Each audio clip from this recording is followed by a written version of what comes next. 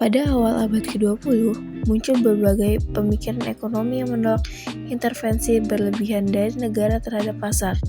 Salah satunya yang berpengaruh adalah mazhab Freiburg di Jerman sekitar tahun 1928 sampai 1929 yang menjadi cikal bakal lahiran neoliberalisme. Tokoh-tokoh seperti Eva Hayek dan Milton Friedman menganggap bahwa kebebasan individu dan efisiensi pasar hanya bisa tercapai jika peran negara dibatasi. Seiring perkembangannya zaman, neoliberalisme mulai mendominasi kebijakan ekonomi global, termasuk di Indonesia, melalui deregulasi, privatisasi, dan pengurangan peran negara. Namun dampaknya tidak selalu positif, terutama bagi sektor UMKM yang menjadi tulang punggung ekonomi rakyat. Dalam sistem pasar terbatas, UMKM sering kesulitan bersaing dengan perusahaan besar karena terbatasan modal dan akses pasar. Oleh sebab itu, penting untuk memahami bagaimana ideologi neoliberalisme memengaruhi arah kebijakan ekonomi dan bagaimana negara tetap bisa menjaga keseimbangan antar efisiensi pasar dan keadilan sosial agar UMKM tetap bertahan dan berkembang. Sampai 1929, sekelompok ahli diantaranya ada Wilhelm Walter dan Franz Bohm mengetuk mazhab Freiburg sebagai kelompok yang mengembangkan dan menyebarkan gagasan ekonomi politik yang beraliran liberal. Aliran tersebut mengusung sistem ekonomi pasar sosial, yaitu ekonomi yang diatur oleh pemerintah untuk mencegah konsentrasi kekuasaan ekonomi dan menjaga keadilan serta efisiensi. Peran pemerintah dalam aliran tersebut yaitu percaya bahwa pasar bukanlah sesuatu yang alami, melainkan ciptaan manusia. Oleh karena itu, kinerja pasar memerlukan tindakan politik, di mana pemerintah berfungsi menciptakan iklim yang kondusif agar pasar beroperasi secara adil.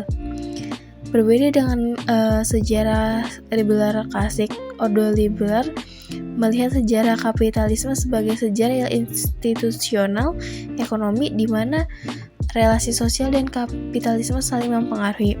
Kapitalisme dapat diubah sesuai kebutuhan sosial. Tujuannya itu kebijakan sosial dan pandangan ordoliberal bertujuan untuk mencegah kesenjangan, menciptakan kewirausahaan, dan memastikan tercapainya ekonomi yang kompetitif dan berkeadilan.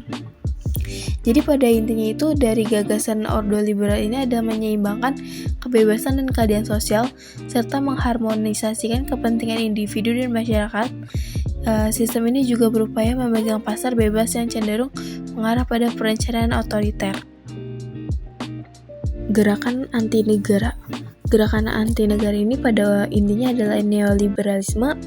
Gerakan ini menentang campur tangan pemerintah yang terlalu jauh dalam bidang ekonomi. Menurut pandangan ini, intervensi pemerintah dapat mematikan kreativitas individu dan berdampak negatif pada perekonomian. Neoliberalisme berpendapat bahwa pertumbuhan ekonomi akan mengoptimalkan jika lalu lintas barang jasa dan modal tidak dikontrol oleh regulasi apapun, dan semua dimiliki serta dikuasai oleh individu untuk mencapai keuntungan. Meskipun mirip dengan ordoliberal, neoliberalisme berbeda karena tidak hanya melihat transaksi sebagai relasi sosial, tetapi juga mencoba menerapkan prinsip transaksi ekonomi pada semua aspek hubungan sosial, menjadikannya satu-satunya model yang mendasari semua interaksi antar manusia. Tokoh-tokoh liberalisme. Yang pertama ada Friedrich Engels Hayek, Milton Friedman, Gray S. Bella, and George Stigler. Biografi Eva Hayek. Eva Hayek merupakan tokoh atau motor aliran neoliberalisme. Ia pernah menjabat sebagai direktur Austrian Institute for Economic Research dan mengajar di London. Ia dianugerahi sebuah hadiah internasional di bidang ekonomi pada tahun 1974. Karya-karyanya itu ada yang terkenal seperti buku The Road to Serfdom itu di tahun 1944. Kemudian ia juga membentuk The Monde Pellerin Society atau MPS pada tahun 1947. Ia juga mengundang para pakar dari Amerika Utara dan Eropa untuk konferensi di Mont Pelerin, Swiss. Konferensi ini melahirkan kelompok pendukung neoliberalisme yang dinamakan The Mont Pelerin Society atau MPS. Kelompok ini mengadakan pertemuan rutin setiap 2 tahun. Hayek dianggap sebagai tokoh kedua setelah Adam Smith yang mendukung individualisme dan liberalisme. Dalam bukunya yang berjudul The Road to Serfdom, yang berpendapat bahwa membiarkan individu bereaksi terhadap harga pasar secara bebas akan mengoptimalkan alokasi modal, kreativitas, dan tenaga kerja yang tidak mungkin ditiru oleh perencana terpusat. Neoliberalisme anti negara. Jadi pada neoliberalisme ini adalah misi khusus yang mengurangi campur tangan negara dalam ekonomi.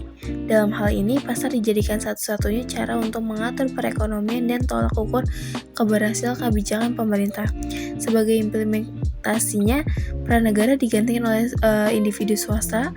Konsepnya seperti pasar, deregulasi, privatisasi, dan pengurangan program kesejahteraan digunakan sebagai mantra untuk mengatasi masalah sosial ekonomi dengan tujuan utama menyerahkan segala urusan ekonomi kepada pasar. Spirit kapitalisme. Jadi perkembangan spirit kapitalisme ini dimulai pada abad ke-18 di Eropa, terutama di Inggris. Perkembangan ini didorong oleh berbagai inovasi teknologi seperti penemuan mesin pemintal dan mesin uap yang meningkatkan produktivitas dan penurunan biaya produksi. Peningkatan produktivitas ini memicu permintaan barang dan jasa yang lebih tinggi, serta mendorongnya perdagangan antar negara karena biaya transportasi dan komunikasi yang lebih rendah. Akumulasi modal, penemuan wilayah baru, dan pencarian bahan baku juga berkontribusi pada ekspansi industri. Kemajuan industri ini ditandai dengan minimal intervensi negara, sejalan dengan pandangan liberal klasik Adam Smith yang meyakini bahwa kegiatan ekonomi akan lebih berkembang jika diserahkan kepada pelaku ekonomi sesuai kepentingan masing-masing. Meluasnya pengaruh neoliberalisme. Neoliberalisme muncul di Inggris dan Amerika Serikat dan kemudian menyebar ke berbagai negara. Awalnya, Eropa Barat menolak ide ini karena dianggap tidak manusiawi dan bertentangan dengan nilai solidaritas sosial yang menjadi dasar sistem kesejahteraan mereka. Masyarakat Eropa lebih mempercayai peran negara dalam menjamin kebutuhan rakyatnya daripada menyerahkannya kepada mekanisme pasar. Namun, krisis ekonomi dan meningkatnya angka pengangguran membuat negara-negara Eropa mulai membuka diri terhadap gagasan neoliberal yang menekankan efisiensi, persaingan bebas, dan tanggung jawab individu. Dari bantuan ke berdagang. Negara maju dan lembaga keuangan internasional seperti IMF dan Bank Dunia mengubah pendekatan mereka terhadap negara berkembang. Jika sebelumnya negara berkembang menerima bantuan ekonomi AID, kini mereka diarahkan untuk menjadi mitra dagang trade. Namun, bantuan tersebut tetap diberikan dengan syarat politik dan ekonomi, political conditionality, di mana negara menerima harus menjalankan reformasi pasar bebas dan demokratisasi agar mendapat dukungan internasional. Konsekuensi ajaran neoliberalisme. Di Indonesia, kebijakan deregulasi dimulai sejak 1980-an, mencakup sektor minyak dan gas, perdagangan, perbankan, dan investasi. Namun, hal ini membuka peluang besar bagi pemodal asing untuk menguasai ekonomi nasional. Investor sering menekankan pemerintah agar menurunkan pajak dan memperlonggar aturan ketenaga kerjaan. Bahkan dengan ancaman relokasi modal, IMF dan Bank Dunia mendorong fleksibilitas tenaga kerja dan pengurangan subsidi, yang pada akhirnya melemahkan posisi buruh dan memperluas kesenjangan sosial. Privatisasi adalah salah satu pilar utama neoliberalisme yang bertujuan meningkatkan efisiensi dan mengurangi beban negara. Namun, kebijakan ini berisiko tinggi bila dilakukan tanpa pengawasan ketat. Banyak aset strategis negara dijual kepada pihak swasta atau asing, menyebabkan pemerintah kehilangan kendali atas sumber daya penting. Meski menguntungkan, secara jangka pendek, privatisasi seringkali mengorbankan kepentingan publik karena sektor strategis tidak lagi berorientasi pada pelayanan masyarakat, melainkan pada keuntungan ekonomi semata. Di Indonesia, beberapa BUMN dijual dengan alasan tidak efisien. Padahal, banyak di antara berperan vital bagi kesejahteraan rakyat.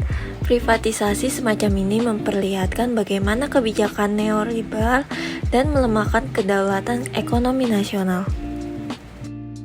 Kesimpulan, neoliberalisme membawa pengaruh besar terhadap kebijakan ekonomi dunia, termasuk di Indonesia.